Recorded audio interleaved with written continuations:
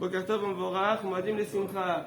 Alors tous les jours dans le Birkat Amazon, on dit Baruch Ata Hashem, Elokeinu Melech Olam, Azal et Haolam Kulo, Betuvo. Akadosh Baruch Hu, il nourrit le monde, Betuvo, de sa bonté, Bechen, avec la grâce, Bechesed, avec la générosité. C'est quoi Bechen, avec la grâce? C'est quoi cette grâce?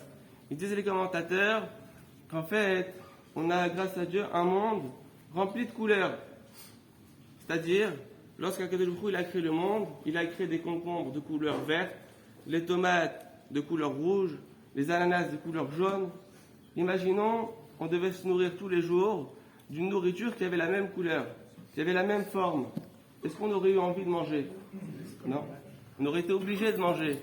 D'accord? C'est comme la manne. Les enfants d'Israël, pourquoi ils étaient déçus avec la manne?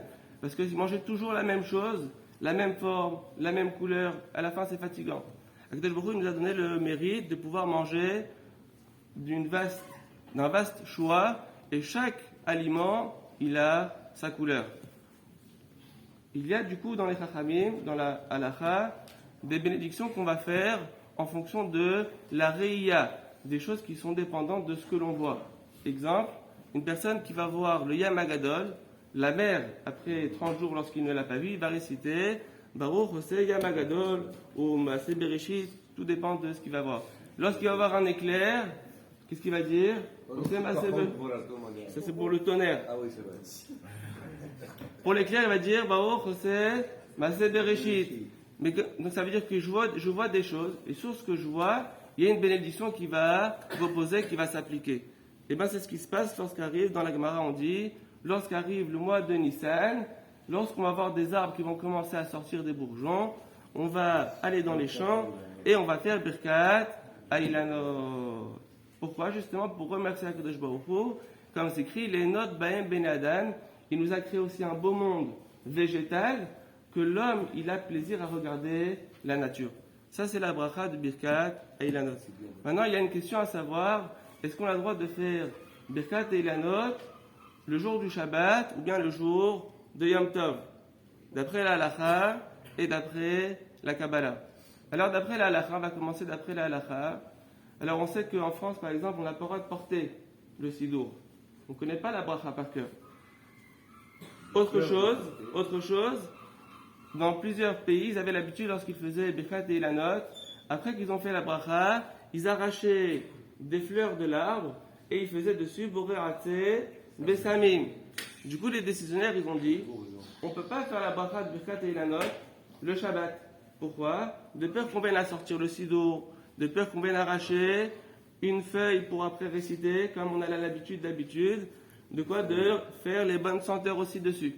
Donc d'après la halakha, si on regarde la halakha stricte, il y a des communautés, beaucoup de communautés qui ne font pas la bénédiction de Birkat Eilanot pendant Shabbat ou pendant Yom Tov.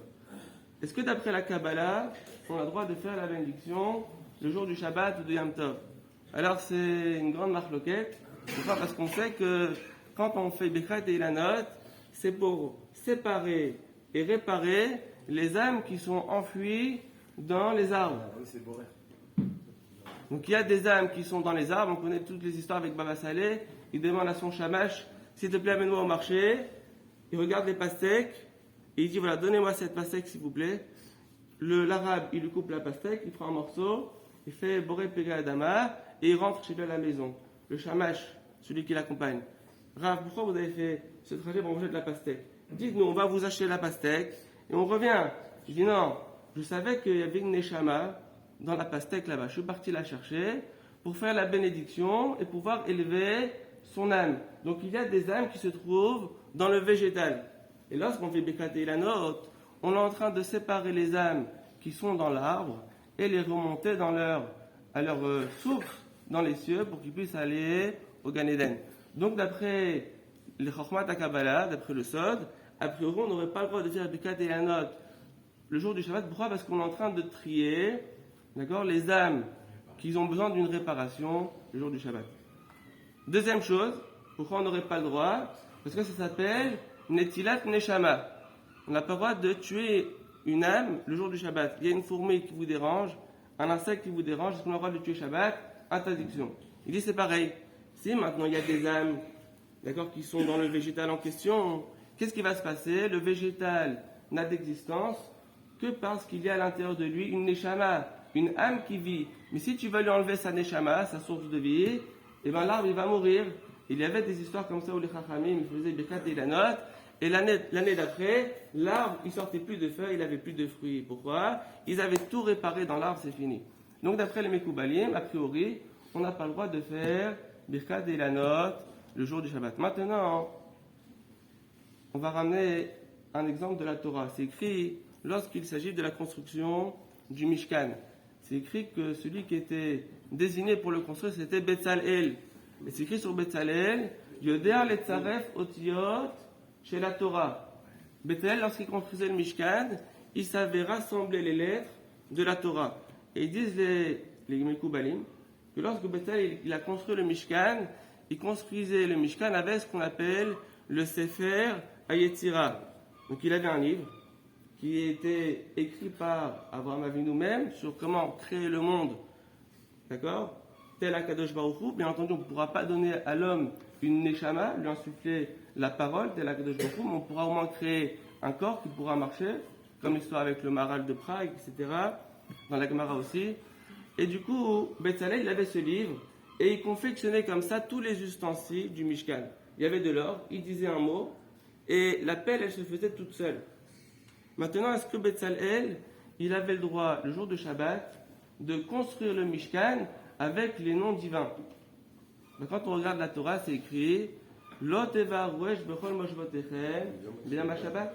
Et où est-ce que ce passage qui vient s'inscrire? Il vient s'inscrire dans la construction du Mishkan.